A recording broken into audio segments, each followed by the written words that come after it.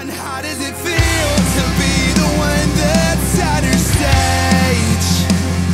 To know that you're just a face that started this horrible game. I hear you saying that it hurts. Alright, first tell us a little history of Go Radio. How long has the band been together and who's who? Band's been together for about, I don't know, I guess like 3 years now. I came home from, my last band and started talking to, my friends and, people that I was around, and, obviously didn't want to stop music, so it's like came home and, got together with people that I wanted to, and, Burns, our bass player, and Steve, our drummer, we're both original guys, and we had another guitar player, and didn't work out, so we got Alex. Alex is from Michigan. He came down and joined the band, I guess, about 1.5 years ago. Yeah, I was about to mention that, he took over Tony's place. Yeah. And everything. Was there any bad blood between that? Oh, no, not at all, man. Tony was just ready to move on with his life, Things were moving, I guess, a bit slower than he was used to, and ready to slow down to. So, he's got a wonderful wife down in Miami. Her name's Lynn. Like, they're awesome. So I mean, we'll actually see him in a couple of days. So Tony's a real great guy. Wish nothing but the best for him. Yeah, you're going to be going to Florida next 2 days or something? Tomorrow, yeah. What do you call it? Yeah, I was looking on y'all's Twitter and everything. I saw that Steven had a birthday yesterday. Yeah. In Corpus. Oh yeah. Yeah. How was Corpus over there? From what I remember of it, it was great.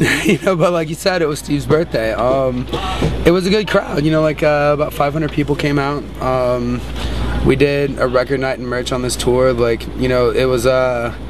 This is the first tour that we've been able to see a difference in our draw since we released the record. Like the last one was with A Day to Remember, and those were 3,000 cap venues every night, and it's like a little bit more low key on this tour and a little bit more able to, I guess, be more personable with the audience.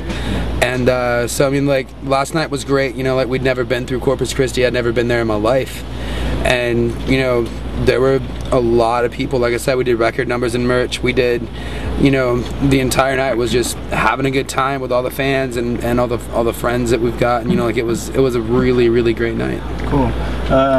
You have 2 EPs under your belt, with the most recent Do Over and Second Chances, which you recently put out under Fearless Records. Mm-hmm. First, how has the response been to the EP? Absolutely amazing. Yeah, this new EP kind of, it was our freshman release with Fearless, and it said a lot more about the band as a whole, I feel like, than our first EP did, and it was just, I don't know, it's been really, really well taken, I guess. We made a lot of new fans and kept a lot of old ones on it, so I'm pretty excited about it. Okay. So how did Fearless come about? It was basically whenever you were with Mayday. Fearless has kind of always been in the picture. If nothing else, Bob Becker's always been guidance. For me personally, he's a great guy and just a really sincere individual. So Fearless Records has always been something that's been in the back of our heads, and he kind of wanted to, take his time with it, and we kind of wanted to take our time with it, and so, we always stayed in contact and stayed in touch with Fearless and that family over there, and then, when both sides thought it was a good time, we just kind of merged together and decided to go ahead and do it, I guess. But Fearless, that entire, I don't know, just everybody over there, Joyce and everyone is just the most amazing people that you could possibly want to work with. They're all really dedicated and they all work insanely hard for, because they all believe in every band that Fearless signs, the entire team likes and the entire team gets behind, and it's really just probably the most supportive label I think I've ever had. So what did y'all decide to do an EP rather than a full length? When we first signed with Fearless, like I said, we released Do-Overs and Second Chances, and like I said, that said a lot more about the band than Welcome to Life did. And for us, it was a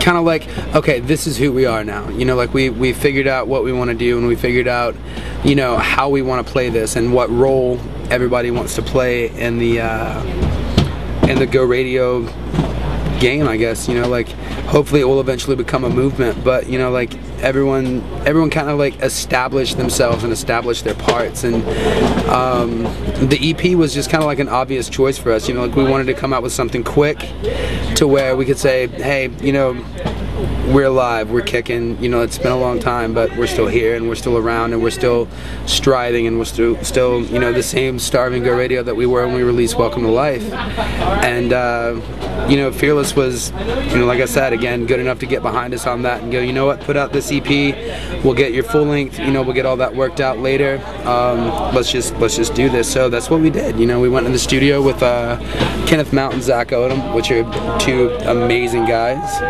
and released an EP that, you know, I think everyone involved is really proud of. Cool.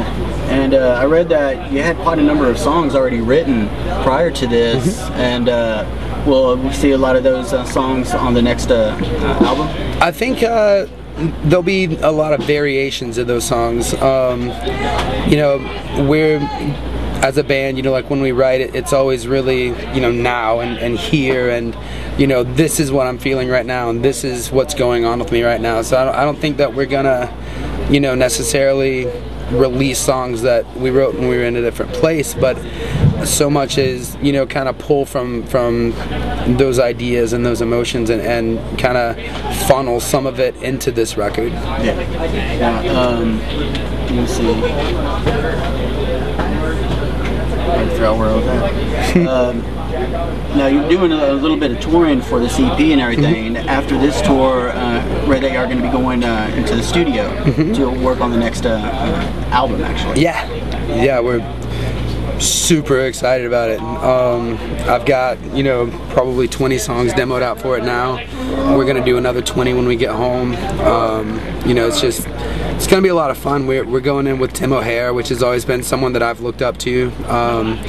You know, he's a great producer, a great engineer. You know, he's got some amazing records under his belt, and 6 weeks in Brooklyn. You know, like, I can't imagine of a better setting, you know, to hang out. You know, we've got a lot of good friends and you know, acquaintances up in New York, and it's gonna be a really, really fun thing to do.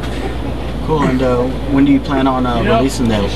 I'm not exactly sure. You know, hopefully, you know, like, spring has been tossed around. Like, it'll definitely be next year, but spring has been tossed around. You know, that has been said a couple of times. So we'll see what happens. Okay. And until that time, what plans do y'all have? A lot more touring? Oh yeah. We go out on the Fearless Friends Tour next fall. It's going to be us and, let's see, Artist vs. Poet, Breathe Carolina, and Every Avenue, and then Mayday Parade. So those are our fall plans after we get out of the studio. Cool. What can fans expect from Go Radio in the future? Tour. Tour this record. You know, it's going to be a lot of fun. We're going to do that. We're going to get this record done. We're going to get, you know, a lot more miles under our belt. So. And that was my world. Being good and forgotten. And that was my girl. Well, she was the best.